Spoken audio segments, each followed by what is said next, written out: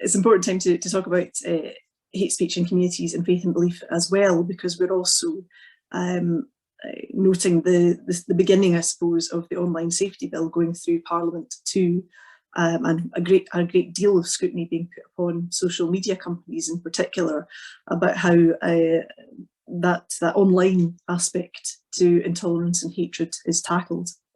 And I think there's a good opportunity here to gather evidence to raise some of the concerns that communities like the Baha'i have about this. And it will give us the opportunity to discuss this later in the question and answer session. So we have some excellent speakers for you this morning. We have Iman Atta, OBE from Tell Mama, who's going to speak about anti-Muslim hatred and Islamophobia in the age of COVID. Padideh Sabeti from the Baha'i Office of Public Affairs, who's going to speak about incitement to hatred against the Baha'i in Iran. We have Dr. Dave Rich of the Community Security Trust, who has a presentation, a video on anti-Semitic conspiracy theories in the age of COVID-19. And we have a video message from the comedian, producer and author, David Baddiel also. Our question and answer session will follow these presentations. And questions can be entered via the chat and the Q&A functions in Zoom, which I'm sure you're all familiar with, but they will be on your screen there. And a colleague will send the questions to me, and we'll get those put to the panel there as well. And I think I look very much forward to hearing the presentation, so I don't want to keep you any longer than that. So if we could move to those first of all, and I welcome Iman Atta, OBE from Tell Mama. Iman. Thank you so much, Alison, for the invite. Thank you for the Baha'i community for organizing such event, and good morning, everyone. So my name is Iman, and I lead on Tell Mama, which stands for Measuring Anti-Muslim Attack. It's an entity that put in place in 2012 to monitor and record the levels of anti-Muslim hatred across the UK, but equally provide a support service to those who have witnessed or experienced anti-Muslim hatred, whether in the offline world or the online world. Our services ranged from emotional support, from advocacy and lobbying, through to counseling and supporting victims through the criminal justice process. So liaising on behalf of victims with police forces, supporting police forces throughout their investigations, and attending courts and supporting victims throughout the court journey as well. One of the things that we've been doing throughout the year is throughout recording and monitoring anti-Muslim hatred and Islamophobia is really look at the dynamics, the trends, what is driving anti-Muslim hatred across the UK, how can we work with different stakeholders, whether they're authorities, whether they're policymakers, whether they're social media companies, to address anti-Muslim hatred, but also put in place prevention measures where possible to actually address such a phenomena that unfortunately has been on the rise. The wind has been blowing on anti-Muslim hatred, given global context, given policies, like the one that we had in the US during the Trump administration, like the Muslim ban. But equally, we know that there's a few drivers that usually are weaponized to drive anti-Muslim hatred and attack Muslim communities in the UK. Some of these drivers are far right. Some of these drivers are hate speech and the spread of hate speech on different social media platforms, the ones that we know, the major ones, but equally as well, the non-major ones. We know that trigger events, one of which is COVID-19 that I'll highlight shortly, is usually used to weaponize anti-Muslim hatred and attack Muslim communities. We know that political discourse is one other driver, and one as well driver that we tend always to miss when we talk about the rise in hate crimes is the genuine reporting of individuals coming forward and reporting. We know that awareness raising that have been taking place from police forces, from authorities, from organizations like ourselves and other partners that we have here have been pushing for communities to come forward and report any hate crimes, any hate reports, any hate cases that they've been subjected to. And that has as well driven a highlight and awareness raising for individuals to come forward. So if I really move into really COVID-19 and how this has impacted Muslim communities. And one of the things that we thought of within our work in Tell Mama when we were all told that we're going into lockdown in March is that we might maybe take a deep breath within our work, and maybe we won't have a high level of reporting given that people are not going to be out and about. And we were very much wrong. We saw a sheer spike in online reports during the first national lockdown that took place to curb the spread of the coronavirus. We saw how dehumanizing, harmful, and hateful language about Muslim communities have flooded mainstream public discourse and discussions. We saw that the far right has used conspiracy theories, extremist groups have used misinformation and false narrative to promote messages around Muslim communities breaking lockdown guidelines, Muslim communities opening their mosques and praying, Muslim communities being the super spreaders of the virus. We saw that even in moments of collective grief, as many post to lament the profound loss of many Muslim doctors, nurses, key workers, health workers, some reported content reported into Tell Mama was used and designed to hijack such conversations with malicious and harmful falsehoods in a perverse form of victim blaming, claiming that those individuals from Muslim backgrounds that caught the virus were from the mosques that remained open, as Muslim communities get special treatment. We saw in some reports the rhetorical example shifted to the everyday mobility of Muslim communities, who like others could be outside for a limited number of reasons, whether it's doing their day-to-day shopping, the exercise. Nevertheless, in notable far-right spaces, we saw accounts that posited that Muslims wanted special treatments and social distancing measures are not in their culture, some of the language that has been used. The function arguably was to further the idea that Muslims were non-compliant and criminalizing Muslim communities.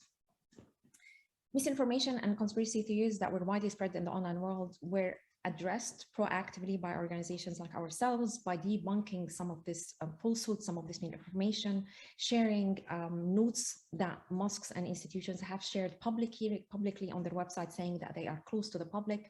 But equally, we proactively worked with police forces to counter some of the anti-Muslim falsehood that took place in social media and on social media platforms during that time. Various police forces took to social media to debunk far-right driven propaganda and conspiracies that in some instances, far-right groups were saying that Muslim communities were ignoring. We saw a lot of those inflammatory as well and falsehood accounts came from highly influential far-right individuals that, again, in partnership with police forces, those reports and individuals were investigated and arrests have been made where possible. We also worked on ensuring that individuals are empowered to debunk such misinformation in the online world. So we worked with different community members. We empowered young people to use different critical thinking skills, but also different factual information to debunk some of this information that was out there being spread about Muslim communities. But it didn't just stop in the online world. We know within our data in Tell Mama, within our research that has been ongoing for 10 years now, that the online world and the offline world connect and interconnect. We saw how the online world and that messaging and spread of misinformation and conspiracy theories started to translate in attacks, in physical attacks, and in verbal attacks on Muslim communities on the street.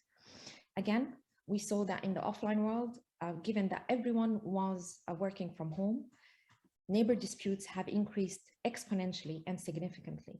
We saw how neighbors started abusing each other by coughing at each other, wishing upon each other to contract COVID-19, but equally and attaching to that an element of racial and anti-Muslim discourse to that neighborhood dispute taking place.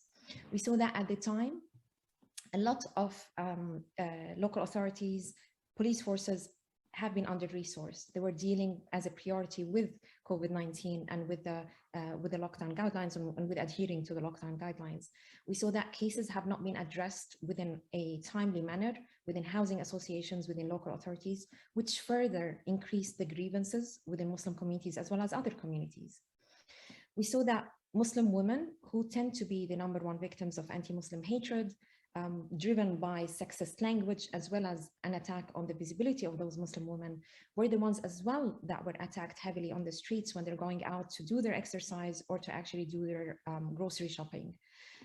In some cases, we had victims reporting into us where a perpetrator would spit at them, would wish upon them to contract COVID-19. And in some instances, those Muslim women would answer and respond saying they have already contracted COVID-19.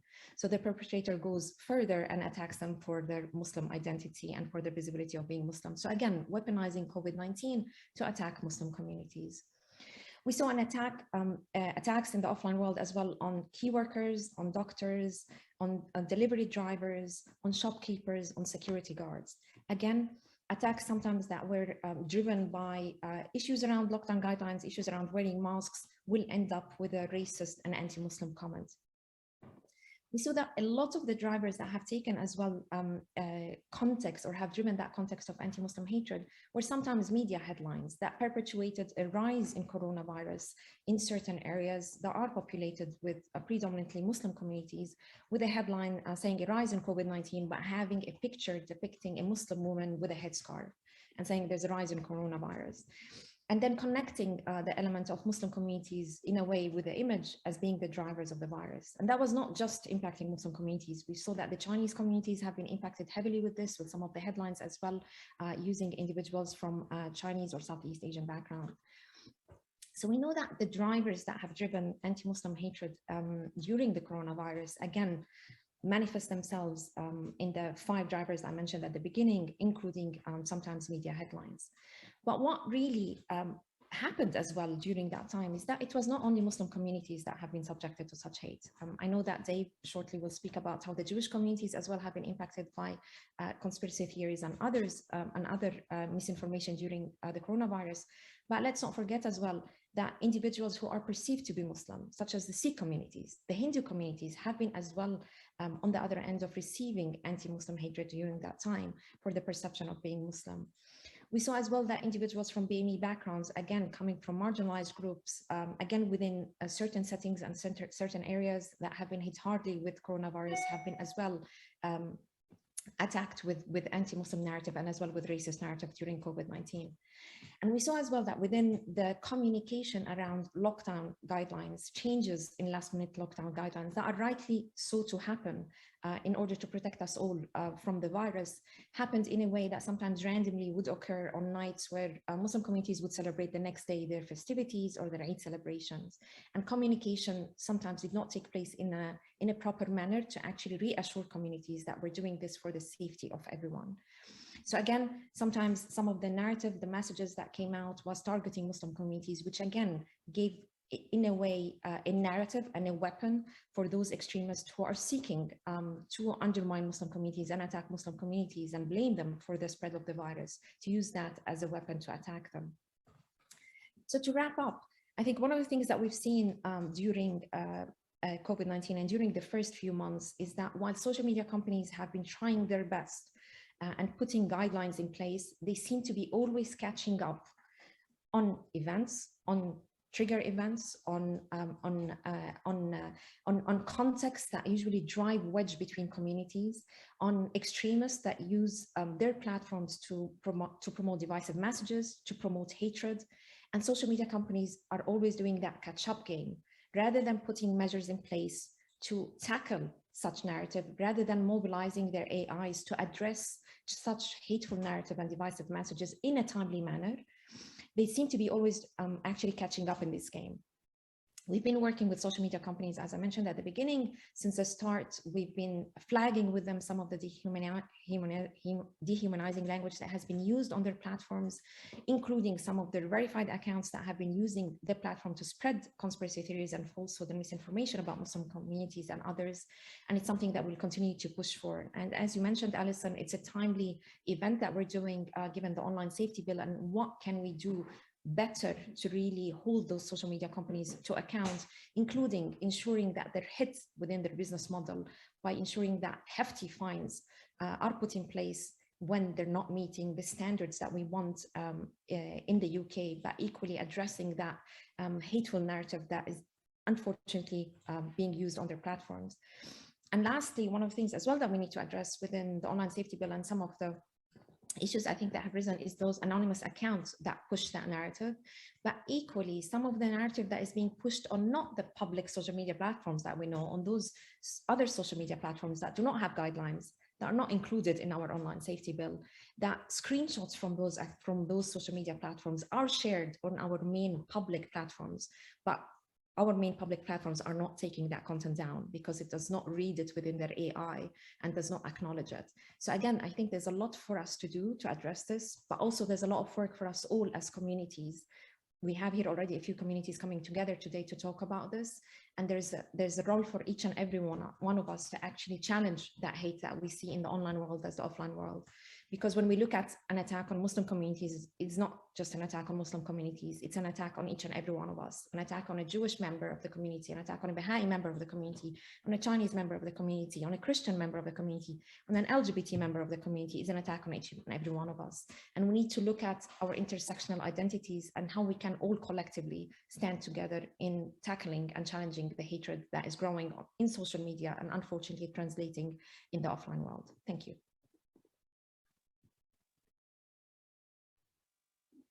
Thank you so much, Iman. I think that was a very important presentation in terms of the trends and what you're seeing, and also the movement from the online to the offline world, because it used to be said, oh, you wouldn't say that to somebody's face. And unfortunately, I think we're finding now more and more that yes, people do, and yes, people would. So there's definitely a lot there to be done to build community cohesion, to build tolerance for one another.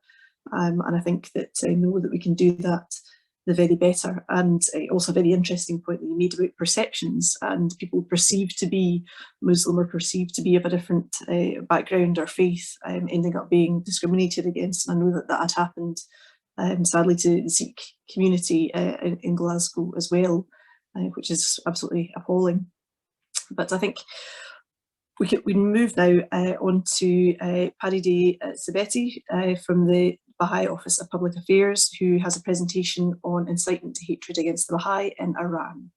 Padideh. Thank you. Thank you, Alison, for that introduction, and thank you, Iman, for your enlightening presentation. I was just thinking we all feel more secure for having Tell Mama in the UK. So I'm really grateful. I've learned a lot from what you shared with us. So this morning I wish to share with you some of the learning of the Baha'i community, both in experiencing hate speech and how the Baha'i community has reacted and responded to hate speech and some of the implications. The state-sponsored persecution of Baha'is in Iran has been well documented by various human rights organizations, in particularly well researched by Special Rapporteur for Freedom of Religion Relief and Special Rapporteur for Iran. So again, the persecution has been documented in UN reports. But just to provide a brief context to what is to follow, I must start by saying that the Baha'is in Iran, since the Islamic Revolution in 1979, saw more than 200 of their members being executed and hundreds have been imprisoned. Although due to international pressures, the killing ceased after the 1980s, the Baha'is of Iran have endured severe social and economic restrictions. Thousands have been deprived of employment and their properties have been confiscated. Their cemeteries have been destroyed and their tombs desecrated. Baha'i youth are barred from higher education, and virtually all opportunities for a viable community life has been curtailed. In the words of the former Special Rapporteur, the UN Special Rapporteur, Heine Biederfeld, Iranian Baha'is experience persecution from the cradle to grave and beyond. However, an insidious component of this persecution is hate propaganda by the Iranian government's extensive use of the mass media and other means to systematically denigrate and vilify Baha'is. They create an atmosphere for Baha'is to feel outsider in their homeland. And there seems to be an obsession with anti-Baha'i propaganda to portray Baha'is as the source of every conceivable evil, and the Baha'is are used as scapegoats. The material is bewildering in its scope and sophistication. And I just wanted to issue a warning to the academics out there, because what we are witnessing is now a proliferation of this kind of propaganda in the name of research, in the gaze of research in academic papers. And I just want to put out a plea out there for academic and academic institutions to watch out for these research that are not genuine, and it's just another avenue to further or advance these aims. Bearing in mind that there are numerous methods that are used to disseminate information, it is difficult to provide an exact number of articles, videos, websites appearing in the government-controlled or government-sponsored media in Iran. Nonetheless, in the last year, the Baha'i international community has documented at least 1,201 mentions of anti-Baha'i propaganda in various media, and at least 39,120 media posts, all with an estimate reach in the tens of millions of people. What they have in common is that this is resourced by the Iranian government, and we know, in fact, that they have created training courses and a specific department for this purpose. At some point, the Baha'i international community documented the themes or the terms that appears in catalog of more than 1,000 articles. I'll give you the top 4 the themes or the messages that has been associated with the Baha'is. Baha'is are misguided, deviant, or Satanists. Baha'is are sect or a cult. Baha'is are Zionist or affiliated with Israel. They spy for Israel. The Baha'i faith was created by colonial powers. Now, for those people who are familiar with the Baha'i faith, obviously they may think these are ridiculous accusations, but believe me, there are so many people and segments of society, even educated elite, that believe these false misinformation. I want to focus on one particular accusation and talk about the sophistication and the implication of how certain facts are twisted to actually promote certain messages. This particular accusation about Baha'is being the spy of Israel's or affiliated or Zionist is very sophisticated and divisive in so many ways, and serves to categorize Baha'is as the enemy of the Islamic State and Palestinians. It plays on prejudices against Jewish Iranians and link the whole thing to the existing anti-Semitic propaganda. They make a great play of the fact that Baha'i holy sites are in Israel. But what they fail to explain or to mention is the specific historical circumstances of this association. Most people here are familiar with the history of the Baha'i faith. Baha'i faith is a monotheistic, independent world religion. And Baha'u'llah, the founder of the Baha'i faith, because of his progressive ideas of independent investigation of truth, not following, blindly basically the religion of your forefathers, and think about your beliefs, and promoting equality of women and men, promoting ideas like oneness of mankind, oneness of God, and oneness of religion. Because of these progressive ideas, the founder of the Baha'i faith was banished to the Ottoman prison city of Atta, in those days Palestine, which is now situated within the borders of modern-day Israel. Now, because of this association, the Iranian government used it as an opportunity to make certain accusations about the Baha'i faith. It's not an exaggeration to say that some level of polarization over the Palestine-Israel conflict exists. So this kind of propaganda adds a new level of complexity to the situation and push the anti-Baha'i propaganda outside the borders of Iran. In another word, the Islamic regime exports its hatred through this propaganda machinery beyond its borders. Not too long ago, the outcome of this ideological export played out in Yemen, where we saw when Houthis took over or controlled segment of northern part of Yemen, in particular Sana'a, they turned against the Baha'is. They arrested 5 or 6 members of the Yemeni Baha'i community. One of the prisoners was handed out the death sentence, and Mr. Abdul Malik al-Houthi, the leader of the Houthis in Yemen, gave a speech where he employed a rhetoric which resonated the statements made by the officials and supreme leaders of Iran. So this language is catchy. It has permeated the language of other leaders. He strongly denounced the Baha'i faith. He described Baha'is as infidels and deniers of Islam and Prophet, and he promoted other misrepresentations about the Baha'i faith and its relation to Western countries and Israel. So as you can see how these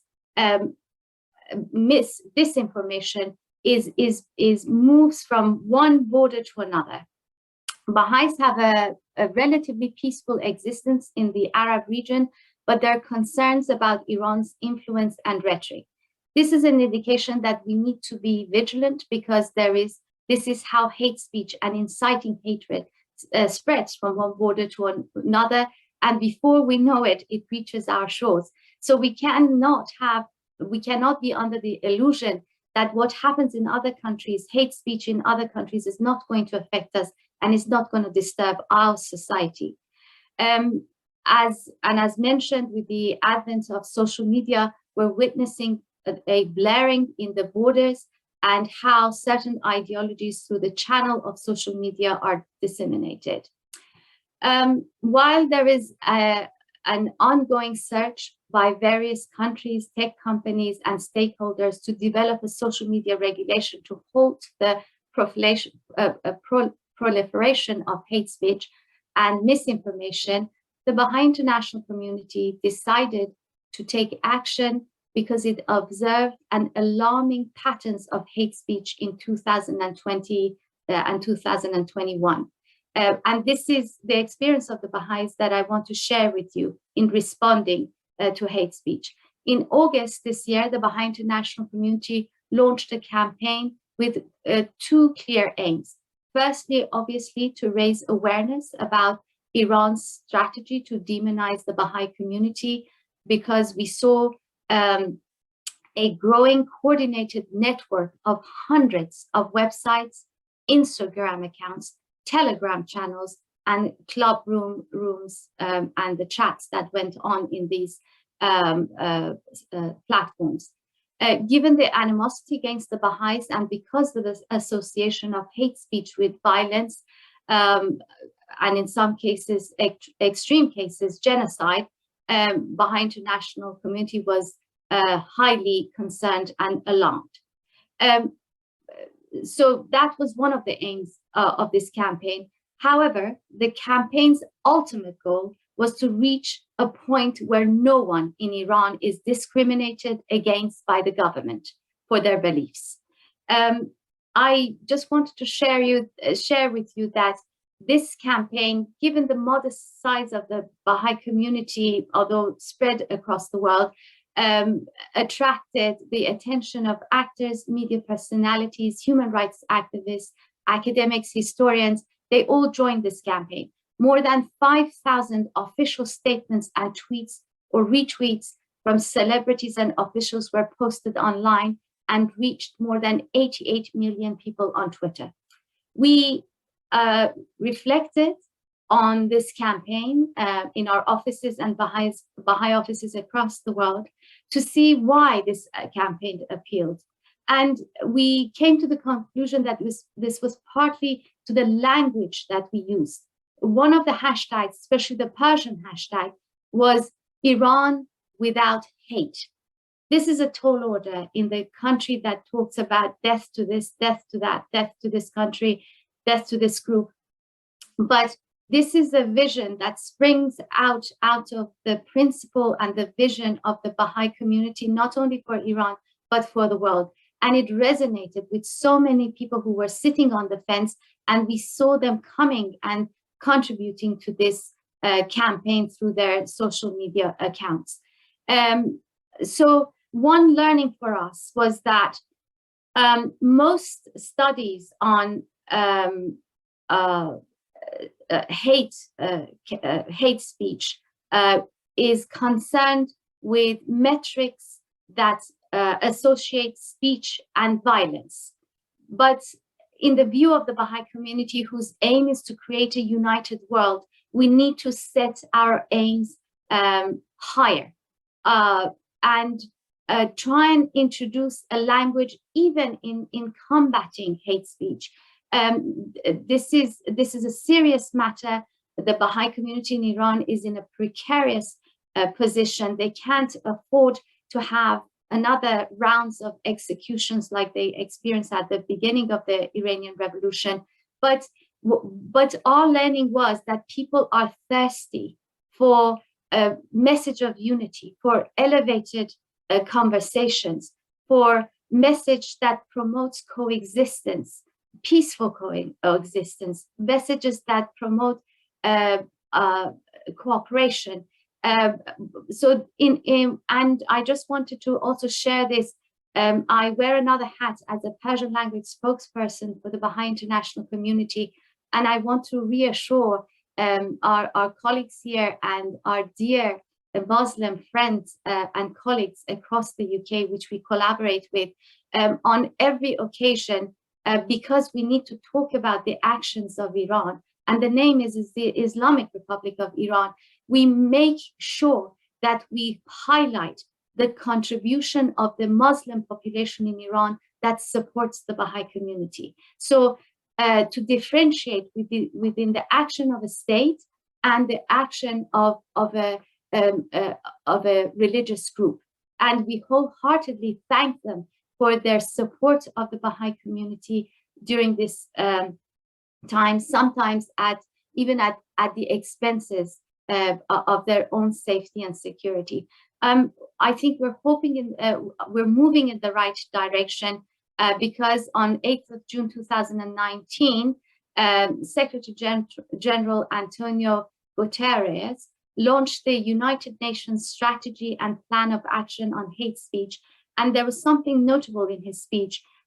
He mentioned the association between hate speech and violence. But what he brought in his address was, let me just read the passage. He says, hate speech is in itself an attack on tolerance, inclusion, diversity, and the very essence of our human rights norms and principles.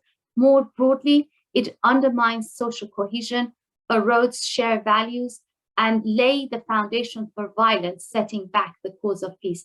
But for me, the highlight is to mention social cohesion, because in our language and how we respond to hate speech, we cannot adopt the same language. It cannot be tit for tat or, talking in unkind, aggressive ways. When I just wanted to finish and end with some of the Baha'i writings that is used in training our office and the spokesperson for the Baha'i international community. I was amazed. I thought I will be enhancing my public speaking skills, but instead the guidance that was provided for us was to be careful with the use of language, that we don't perpetuate this by wanting to defend the Baha'is in Iran and in Yemen.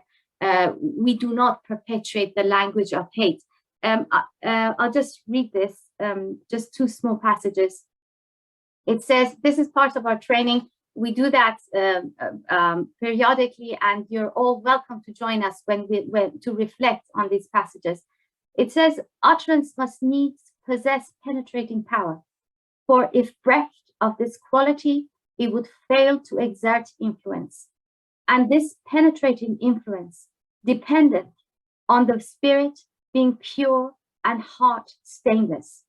Likewise, it needeth moderation, without which the hearer would be unable to bear it.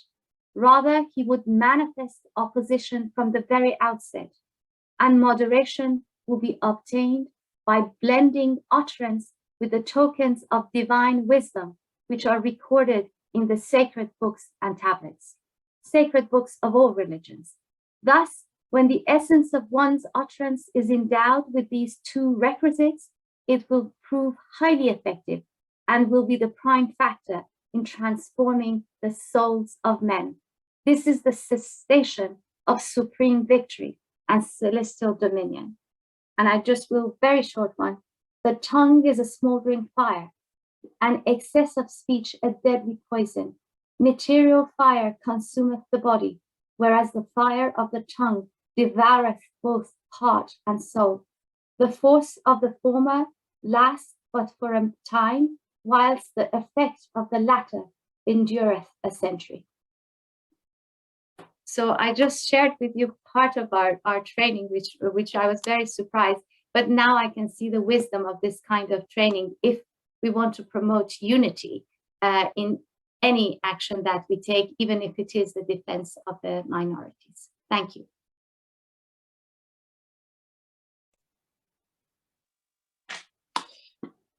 Thank you so much, Padideh. That was really interesting and very moving as well, considering the difficulties that the community has faced. And I think the spread of misinformation, false research, and the extent to which that has been accepted by many should really worry us all, and gives us a huge task to challenge that in all of the work that we do as politicians and as society does more generally, to make sure that we are challenging that kind of misinformation and hate speech wherever we can, because that is incredibly worrying.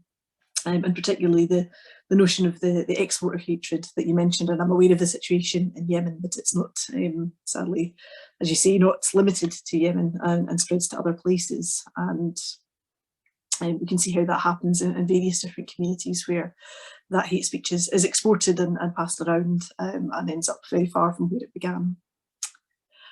We move now on to Dr. Dave Rich from the Community Security Trust, who's going to share with us a video concerning anti-Semitic conspiracy theories in the age of COVID-19.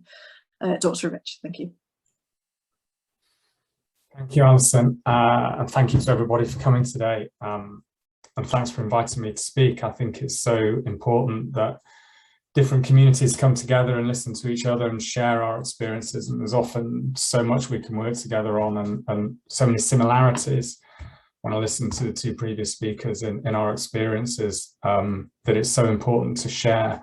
I've been asked to speak about conspiracy theories, and particularly anti-Semitic conspiracy theories in the age of COVID-19. And I think this is a really very important issue to address, because during the pandemic over the last almost 2 years now, we've seen an absolute explosion in conspiracy theories, in their popularity, in their spread, in their influence, in kind of mainstream thinking and their ability to get a hearing on mainstream platforms. And so much of this has been driven by the pandemic and by conspiracy theories about vaccines and lockdowns and so on.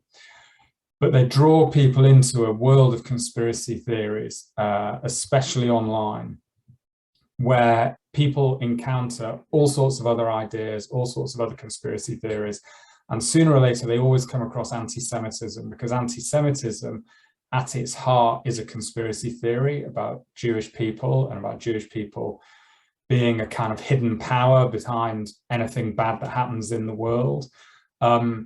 And as soon as you start following these kind of rabbit holes, especially online, you end up at anti-Semitism sooner or later. My organisation, working with the Anti-Semitism Policies Trust and the Wolf Institute at Cambridge University, did a piece of research recently looking at Instagram hashtags. And if you follow hashtags on Instagram that are about general conspiracy theories, whether it's about COVID, whether it's about chemtrails or the moon landings or other kind of weird stuff, those hashtags, the algorithms on Instagram will always take you to anti-Semitism. They will always push it in your direction. And we've seen, because of the pandemic, we've seen this kind of conspiracist movement in this country become supercharged. And the kind of people who, 3 or 4 years ago were meeting 30 or 40 people in a room above a pub to discuss with each other whether John Lennon is still alive, and all sorts of cranky conspiracists about who controls the weather and so on. all of a sudden these people are leading a movement of thousands or tens of thousands of people who are marching on the streets, ordinary people from all different backgrounds, some from political extremes, but others not, all congregating around this general idea that the way we are told decisions are made and things happen in the world is not the truth, that any established authority is essentially not just wrong, but actually lying and part of a network of power intended to deceive, and that the real truth is to be found in YouTube videos from David Icke or Piers Corbyn or whoever. And once people get sucked into this movement, like I say, they always encounter anti-Semitism, and we see more and more anti-Semitic conspiracy theories coming in. And we see people from really hardcore political extremes, especially from the far right, but not exclusively so, trying to take advantage of this. The kind of conspiracy theories, the kind of anti-Semitic conspiracy theories that we've seen during the pandemic cover a few different kinds of areas. One of them is the idea that COVID isn't real and Jewish people invented it.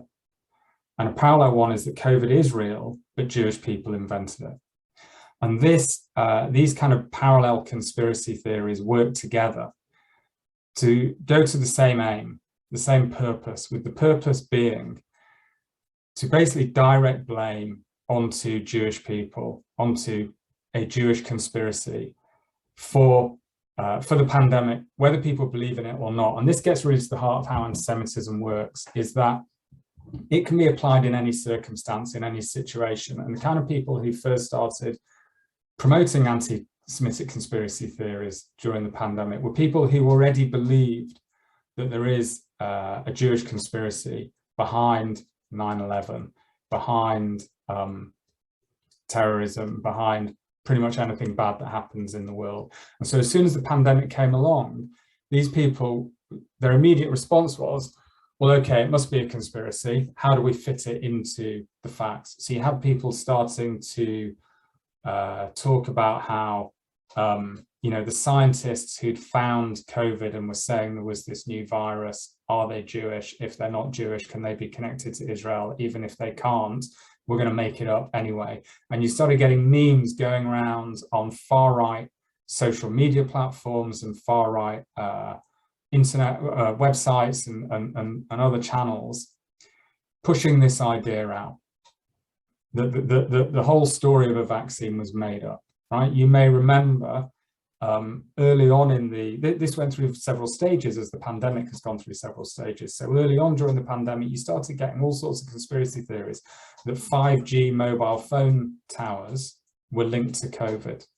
So we started seeing posts on social media saying things like, why are there no 5G mobile phone towers in Jewish neighborhoods? Right? Now, of course, all this stuff is made up, but it's all done to just feed this general belief in a conspiracy. Then once vaccines started getting developed, you then have this massive surge in conspiracy theories about who's behind the vaccine. And we started seeing loads of memes and posts, again, from far-right social media channels primarily, looking at who are the executives at Pfizer and AstraZeneca and Moderna and the other pharmaceutical companies, and either identifying those who are Jewish or claiming they're all Jewish when they're not. We started seeing loads of posts about Bill Gates, because Bill Gates in the kind of anti-pharma conspiracist world is held up as kind of the ultimate bad guy because he has made so much effort to promote cheap vaccinations in parts of the world where they're hard to come by, vaccinations against malaria and other illnesses. So immediately we started seeing Bill Gates is a Zionist. Bill Gates is the one who's behind this. He's the one putting microchips into all our brains, right? And it's these conspiracy theories again. But underneath this, we started seeing it getting connected to much deeper kind of conspiracy ideas.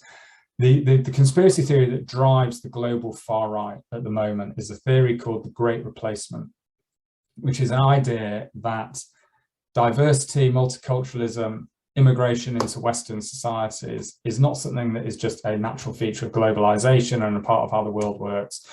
It's a conspiracy orchestrated by wealthy, powerful Jews like George Soros and others to undermine and destroy white countries and destroy the white race in this kind of far-right racist imagination. And this great replacement theory it's something that drives the violent terrorist far right. So Brenton Tarrant, who murdered 51 Muslim worshippers in New Zealand in early 2019, he posted a manifesto online called The Great Replacement. But it's something we see in lots of anti-Semitic, anti-Jewish terrorism from the far right as well. Now, we started seeing this in far right explanations as to why, in their view, the Jews had made up this idea of a pandemic. And it was to try and introduce social controls, political controls, reduce liberty as part of a way of destroying white countries, this time through a virus, so that Jews would get control through a virus rather than through immigration, but the same underlying idea.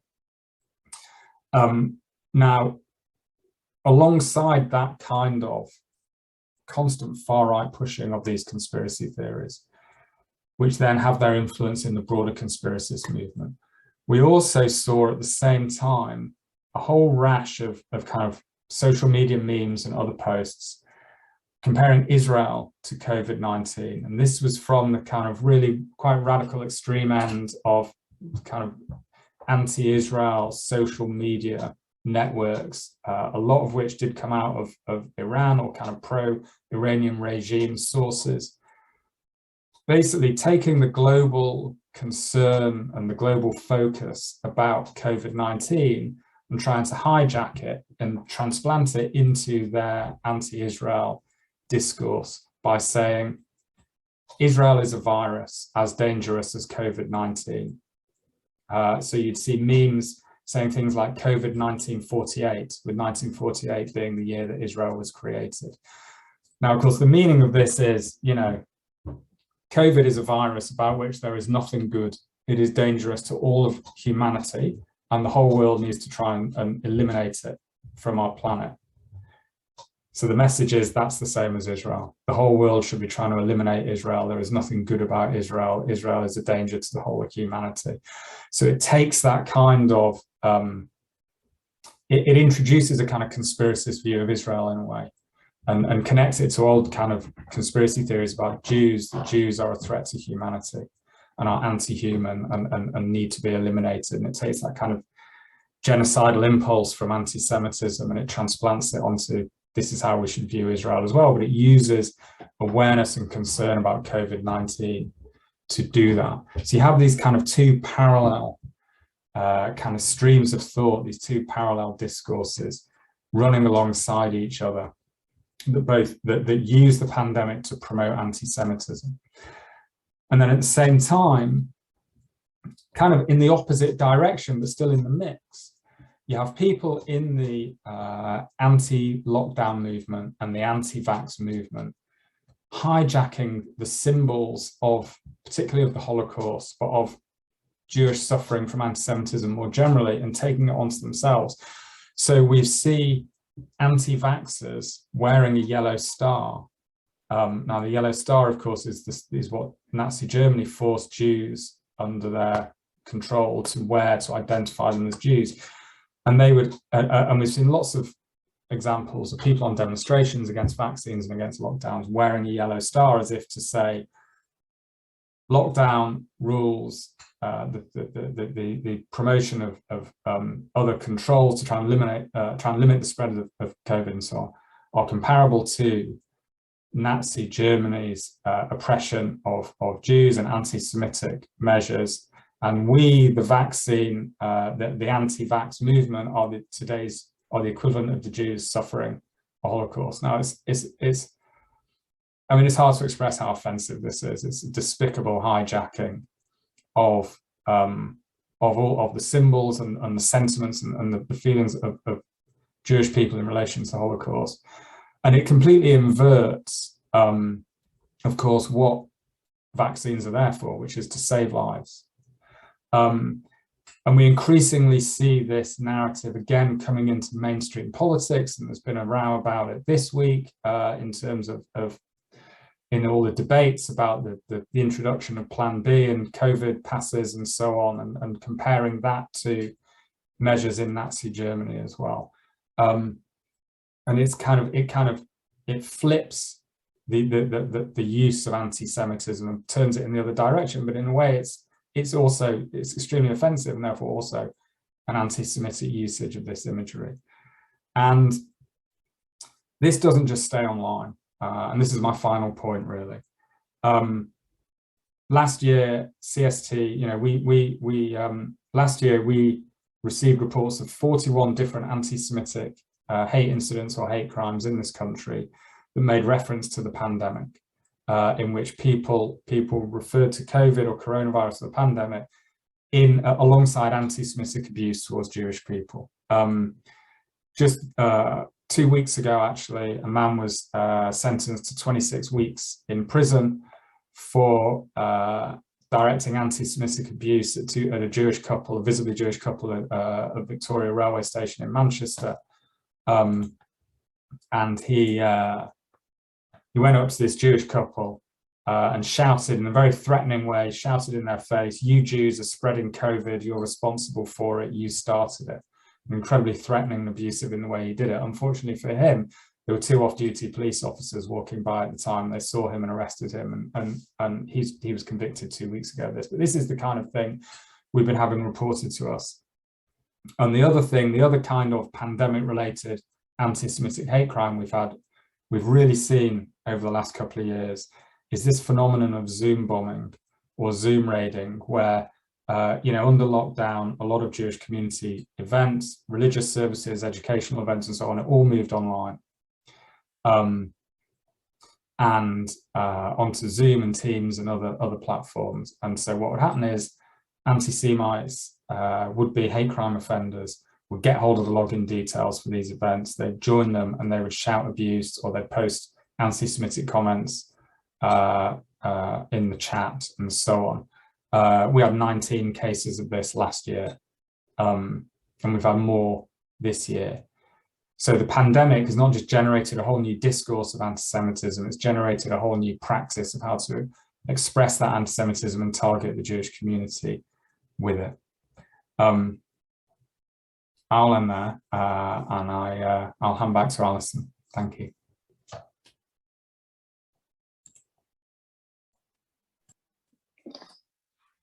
Thank you very much indeed. That's incredibly grim listening. Dave, thank you very much for that. And again, terrifying to hear just how people feel as though they can go up to people in the street and be as awful and as abusive as that to people in person. That's really quite terrifying stuff for all of us. I can see that there's some questions coming into the Q&A, which is great. So people can continue to stick their questions in there. And if we could go now to the video message from David Baddiel. Thank you. Hello there, my name is David Baddiel. I'm a comedian, a screenwriter. I've done a song called 3 Lions. I do documentaries, and I've written this book. I wrote a book called Jews Don't Count. And what this book is it's a sort of polemic about how within the anti-racist conversation, within the identity politics conversation, it seems to me that anti-Semitism is a bit of a forgotten racism, that Jewish identity seems to count for less than some of the other things that people who are very committed to diversity and inclusion are worried about. And that's what it's about. It's about whether or not we can combat the idea that Jews somehow aren't a real minority and don't suffer real racism. And I wrote that book because I believe that's just a conversation that needs to be had. And so I wanted to just say to the people having this conversation today, to all the panelists, that I only really know about the situation of the Bahá'ís in Iran because of my friend and very funny comedian, he'd want me to say that, Omid Jalili, who I've worked with. I wrote a film called The Infidel, in which he plays the lead character. He plays a Muslim who discovers that He was adopted, and in fact is at birth Jewish, and it's a film about someone who struggles with that, but then comes to terms with it, and comes to terms with the idea that we are all essentially members, each chapters of the same book. All religions are chapters of the same book, and that's something which I think he's told me that Bahá'ís believe, and I think it's a very good thing to believe. But the reason I mention it is that it seems to me that I only know about the Bahá'í situation because of Omid, and that therefore the situation of the Bahá'ís in Iran, where I know they do suffer enormous discrimination, I know there is imprisonment, I know there are human rights abuses, operates as a similarly forgotten form of discrimination, a more forgotten form of discrimination. And so I would like to know more about it myself. I would like to think that anyone who is bothered about racism and bothered about the fight against all forms of discrimination, any discrimination against people on behalf of ethnicity or belief or faith, should really get behind supporting the situation that the Baha'is find themselves in. So that's really all I came here to say. I'm sorry I've erred and ummed a lot, but they gave me a speech to read. I didn't really want to read a speech. That's not very me. So I send my thanks to all the panelists today for their contributions and for your collective fight against hate and against those who would divide us. It's a hard conversation to have, but it's good that you're having it, and I wish you a very successful discussion today. Thank you very much for that video. That's very useful indeed to have that additional message. And we can move now on to the Q&A. So I'm going to pick up some of the Q&A, put this to the panel, and hopefully I can adjust my own screen so that I can see the rest of the panel here, so I can see who I'm taking. That's brilliant. So I think the first question I'd like to take is from Nancy Warren, who has asked quite a good opener on this about how can the UK harness the power of its religious diversity to promote positive discourses on faith and belief. So I don't know who wants to come in first on this.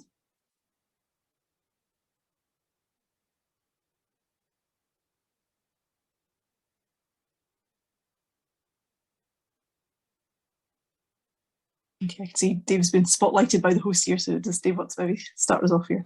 Oh, okay, I'll go for it then. Look, I think an event something like this in is an example of the kind of religious diversity we're talking about in this country is a strength, because we have so many different communities and people and organizations from different communities and backgrounds who share the same values and can promote those values and work together, I think. And I think it's always about remembering that most people reject the kind of things that we're talking about, and how do we then harness that kind of alliance across society, really. Yeah, I would agree. Padideh and then Iman. Yes, I also wanted to echo what Dave said. Having participated intensively in interfaith activities in this country, we find it to be a strength. What we really need to do, if there are any journalists among us, to actually highlight the more positive aspects of this engagement and the collaboration that exists between various religious groups in this country, because those positive images will have an impact on various communities, and give an example or a model of peaceful coexistence. So hate speech is catchy, but loving and peaceful messages and activities out there, it's also will catch up in the society. Thank you. Iman? Yeah, thank you, Alison. It's just, again, seconding what Dave and Padideh has said, but also event like today, other events where communities can come together, whether they are from different faiths and beliefs or non-faiths and beliefs, to actually counter some of the hate speech that is out there, whether it's sometimes opinion pieces that people can write, whether it's sending messages of solidarity to different communities that are being subjected to hate, whether it's really checking sometimes on your neighbors and talking to them when you see there's a rise in anti-Semitic hate or anti-Muslim hate or anti-LGBT hate or any other type of hate. I think the minority within the society that is perpetuating that hate is a minority. It's a minority that is unfortunately sometimes getting their voices amplified, and it's about us coming together to counter that amplification of voices. We do a lot of work, let's say, for example, with the Community Security Trust, and it's something that always people look at and they're like, oh my God, how does the Jewish community and the Muslim communities come together? And this is something that we do day in and day out, because you cannot pick and choose to stand against one type of hatred. You either stand firmly against all types of hatred or you don't. Yeah, I think that's a very good point, and I think the interfaith work David Evans has pointed out in the chat there, that I think IFN is Interfaith Network, that's my guess, is really important in that respect as well. And I know that Interfaith Glasgow and Interfaith Scotland do an awful lot of work to try and both highlight issues that different communities are facing and also have that solidarity together wherever possible. And I think that's really important. And some of those events have been actually just very informal things. So inviting people to Eid celebrations, or, you know, having that kind of almost demystifying thing, I suppose, for people who are not used to having interaction with other faith communities, to get them to come together and find out about each other's faiths and find out about each other's backgrounds. And I think that really does help in terms of breaking down those barriers between communities and making sure that they see very evidently what people have in common. Let me see, where else have we got questions here? An anonymous attendee has said in here, many of the trends in hate speech seem facilitated by software that's transnational in reach, and I think the speakers touched on some of those mechanisms. How can national governments work in cooperation to halt hate speech that crosses borders? Padideh, do you want to pick up on that, perhaps? I think that's a question for you, Alison. Perhaps you will have some views on that. Yeah, I mean, I certainly do, and I think there's a lot that governments cooperate on a whole range of different issues all of the time, and I think it's just making sure that this gets pushed further up the agenda to make sure that governments are talking about this. This is something that people are bothered about, bothered enough about to make those moves towards international cooperation, international agreements. And if you can have it in a whole range of other issues, whether it's trade or economic things, then you can definitely have it on trying to counter hate speech. I would certainly posit. And I don't know if anybody else wants to come in on this. I just wanted to briefly add that I think we have a long way to go to for the social media to be regulated, because there needs to be consensus. We need to talk about it, and it's mostly the conversation or the discourse is entangled with discourse on free speech, democratic discourses, and human rights. So the feeling is that we have a long way to really resolve this problem. However, meanwhile, I think a campaign of education, even among the young people, because they are the users of prolific users of social media.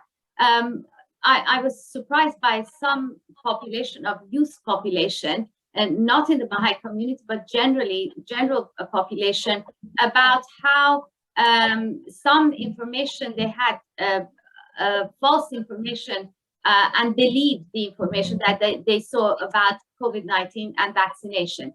So honestly, I think we need to tackle this not top down, from all angles, and educating our public. I know for the Baha'i community, I shall be very brief, this principle of independent investigation of truth is very important.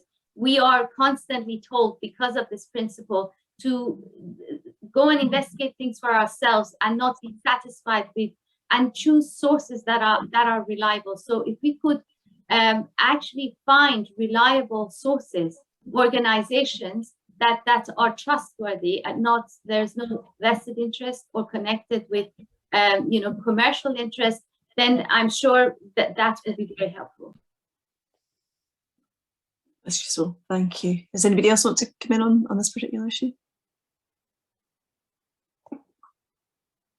Okay, picking up another question here from the chat from Daniel, who has asked, how is hate speech directed at communities of faith and belief across the pandemic, interacting and compounding with other social harms such as poverty and insecurity?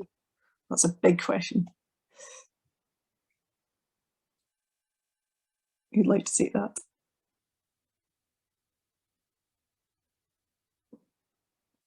Perhaps Iman, because you've got data on various things. Yeah, yeah, happy to. So I think one of the things that we've seen within our data in Tell Mama, that definitely areas of communities within areas where they're highly marginalized, where their economic maybe situation is not as good as others. So highly marginalized communities, highly areas of poverty have been hit hard with COVID-19. And obviously, as I mentioned, COVID-19 has been used to attack Muslim communities, BME communities from different backgrounds. So headlines that highlighted certain areas where a rise in COVID-19 has been spotted, has been documented. And again, BME communities being the ones that are living in these areas because of, again, poor, possibly housing, poor socioeconomic background, driving the rise in COVID-19, families living together in small accommodations, then that has been used and weaponized to attack those communities from different BME backgrounds, including Muslim communities. So I think one of the things that we look at when we look at the drivers of anti-Muslim hatred, but the rise in COVID-19 is looking at the societal conditions of each community, the different hotspots where we saw a rise in COVID-19, but equally where we saw a rise in anti-Muslim hatred reported into us in these hotspots. Again, connecting the rise in the pandemic, during the pandemic, to Muslim communities being super spreaders of the virus, to Muslim communities breaking lockdown guidelines, to Muslim communities, even sometimes some of the conspiracy theories that were going around that Muslim communities do not use hand gels because they have alcohol in them. All of these things, attaching it really to dynamics of geographical highlights of where COVID-19 has been spreading and connecting it to BME communities plays a big role. Plays on the insecurities of communities, the ones that are highly marginalized, the ones are really, again, are in poor accommodation, the ones that are within different, possibly even workplaces that are not ventilated well, that have not even access to many things that other workplaces have that would ensure their safety and their exposure to COVID-19. And all of this drives communities to feel isolated, marginalized, but equally exposed to the higher risk of really contracting COVID-19. And one of the things that we've seen as well within our reports and within our documentation is how these communities in marginalized areas, these shopkeepers in marginalized areas, have been attacked heavily. So individuals being in these areas, again, the minority within our society, targeting those individuals within these areas, equally online as well as offline, highlighting and abusing and targeting messages to different hotspots where COVID-19 has been present. But also, let's not forget political discourse. One of the things that we've seen is, well, political discourse sometimes targeting certain communities within certain areas where we know majority of the communities living in these areas are communities that are from a low socioeconomic background, highly marginalized communities and highly BME communities as well. Those messages have been weaponized to attack those communities. Absolutely. Anybody else want to come in on this?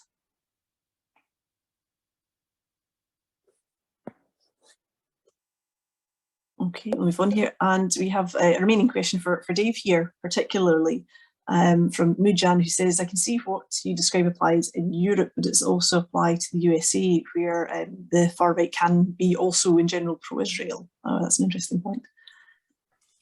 It is an interesting point. Actually, a lot of this, these anti-Semitic conspiracy theories and the kind of online content on social media that promotes them comes directly from the United States. the extreme right in America in many ways is more overtly and openly anti-Semitic than it is here, because legally it's able to be so. And a lot of the anti-Semitism that we see in the British far right is very strongly influenced by what comes from the United States, really, which in many ways is kind of the engine of far right discourse and content in the West.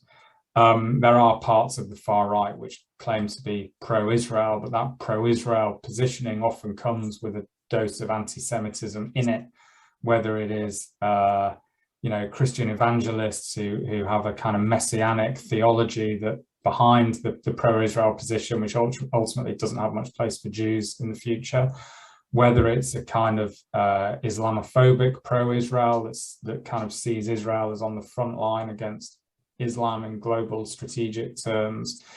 None of these are positions that ultimately are particularly helpful for the Jewish communities. I think I would always see these as kind of a faux pro-Israel positioning.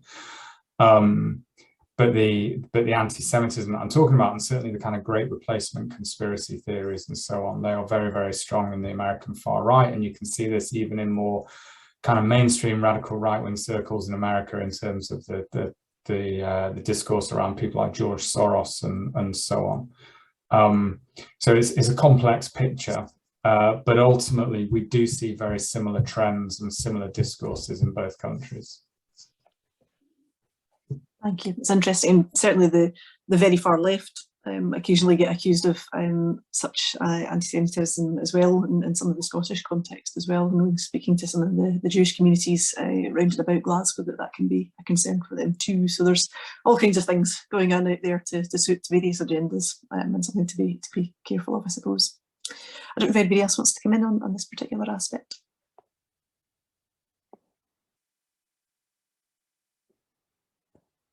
Okay, I think we'll leave that on. Just see if there are any further questions. I think perhaps a final question on this. How are efforts of the United Nations likely to improve the outlook for religious minorities throughout the UK?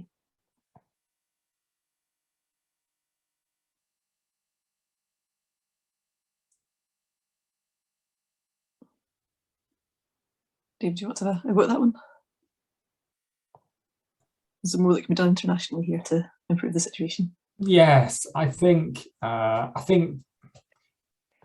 international or multinational institutions like the UN can kind of set kind of very broad frameworks and guidance in terms of national policy and set a tone. But I think ultimately the day-to-day work has to be done at a more local level, both nationally and very much locally within our communities. So I think the answer is kind of indirectly. Those kind of organisations can certainly help, but they can't fix things really, in my opinion. Okay, Padideh and then Iman. I think in my presentation I did touch upon the United Nations initiative, which I encourage people to have a look at it. United Nations Strategy and Plan of Action on Hate Speech. They outline a few lines of action, and it is interesting that they suggest that tackling hate speech is the responsibility of many human bodies or organizations, governments, societies, private sectors, and individuals. And what's again they're highlighting is that there's a need to support a new generation of digital citizens who are empowered to recognize or stand up or reject hate speech. And I think they also make an important point about a collection of coordinated data and research, so it could be acted upon. Because Baha'i community is actively collecting data, it has more credibility when it talks about hate speech, and when it raises alarm, it produces evidence. There is a site called the Baha'i persecution websites, and all documents are actually documented there for journalists and various people to see. So this data collection, I think it is very important to be able to come up with an effective policy. Thank you. Iman?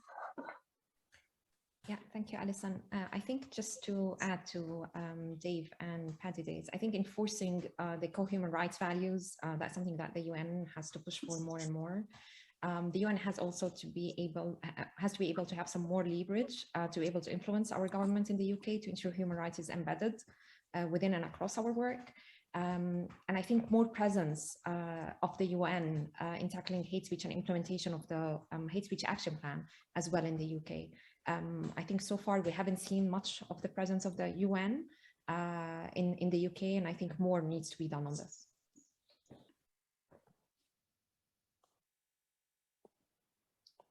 That's great. Thank you all very much.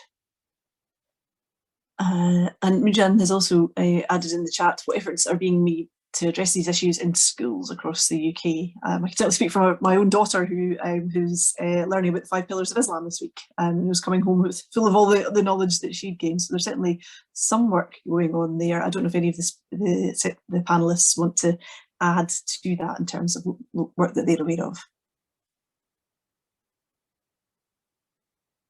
Iman. Yeah, I think breaking barriers across different communities, education about other religious communities, as you just mentioned, Alison, but also educating the younger generation on how to challenge hatred, to understand the different types of hatred, to understand what homophobia is, to understand what anti-Semitism is, to understand what anti-Muslim hatred is, what anti-Baha'ism is, what all the antis are, but equally understanding how other communities feel if they go through such type of hatred, understanding how you can debunk some of the messages. I mentioned within our work, we train young people on debunking and using critical thinking skills in engaging in constructive debate and dialogue and presenting factual information to debunk the misinformation that is out there. So there's a role that schools can play in educating the younger generation today that will be our leaders tomorrow, in understanding and learning more about other religions and non-religions, but also understanding the different types of hatred and how to challenge this and stand against it. Great, thank you very much. I think initiatives where people can learn from each other through schools is important. Also things even as simple as Doors Open Day, which we have in Scotland and in Glasgow, where people can go into those different spaces that they wouldn't normally get to go into and find out more from people who worship there and people who work there. And it can be quite good in that informal way of breaking down barriers as well. Okay, I'm not seeing any further questions on here, so I think we'll maybe leave it at that. But thank you all very much for your presentations, Iman, Padideh and Dave, for all of the things that you've shared there. I understand that the webinar will be published on the Baha'i YouTube later on today. So if you want to catch this up or share what you've seen with other people, that will be up on there as well. Hopefully we'll find a way of sharing Dave's excellent slides, I'm sure, as well in those presentations as well. If we can incorporate those in some way, I'm sure that can happen. And I want to thank you all for coming and for attending. It's been very, very interesting indeed. You've all brought a great deal of expertise and thoughtfulness to this debate this morning of where we are and how we can go forward. There's clearly a role for government, both nationally and internationally, to tackle some of these issues, whether it's in social media or whether it's on tackling conspiracy theories and misinformation being put out there. And there's a lot that can be done by government and by all of us, really, to make sure that we're all playing our role here. I'm sure I don't need to tell anybody else on this webinar that we all need to do that. But I think spreading good information is an excellent counter to the misinformation that's out there. And spreading kindness and love is always the best antidote to those spreading hatred and around the place. Hate is insidious, and we all have to work across all faiths and none to challenge and to defeat that hate, because it can be done and those things can be put right.